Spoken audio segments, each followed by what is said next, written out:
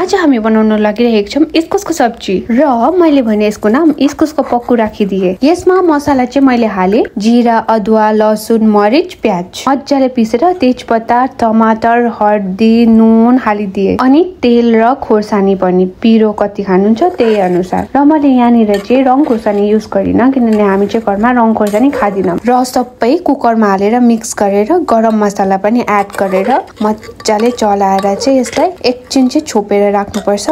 अनि यसको चाहिँ मज्जाले पानी निस्किन्छ अनि यसलाई चाहिँ लो फ्लेम लगाएर चाहिँ पकाउनु पर्छ।